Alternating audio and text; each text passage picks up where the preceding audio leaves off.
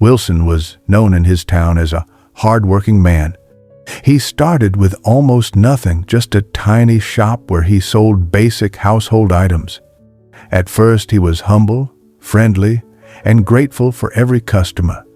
People loved buying from him because he treated them fairly. And slowly, his shop grew. One shop became two. Two became a small supermarket. Before long, Wilson was considered one of the wealthiest men in his neighborhood. But something dangerous began to grow inside him: greed. It started small. Instead of being satisfied with his success, Wilson compared himself with others. He wanted more bigger houses, more cars, more land.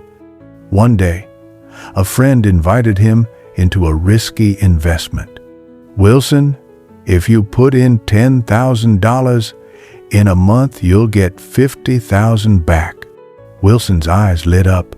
He didn't ask questions. He didn't think twice. The thought of making money quickly blinded him. He poured in not just $10,000, but $50,000. And at first it seemed to work. He got some profits back. Excited, he put in even more. But soon, the scheme collapsed.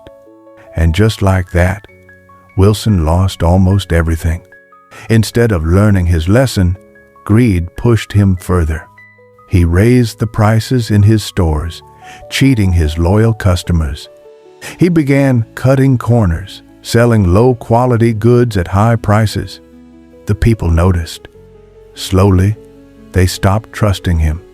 And little by little, the same community that once built his wealth began to avoid him. At home, greed poisoned his relationships too. His wife, Esther, begged him to slow down, to be content. But Wilson snapped, "You don't understand. If we don't chase more, others will leave us behind." His children barely saw him anymore. He was always chasing the next deal, the next pile of money. And though he had plenty, he was never satisfied. Each new gain only made him crave more. The breaking point came when a business partner introduced a shady deal.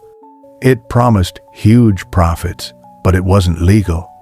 Esther warned him, "Wilson, don't do this. Greed will destroy you." But he ignored her. He saw only the money. At first, the deal looked successful. He started spending lavishly again: new cars, expensive parties, trips abroad. But soon, the truth came out. Authorities discovered the fraud. His partner fled, and Wilson was left to face the consequences. In 1 year, Wilson lost almost everything: his business license, his wealth, his reputation. Even worse, his wife packed her bags, taking their children with her. She looked at him one last time and said, "I warned you, but you loved money more than us." Wilson was left alone.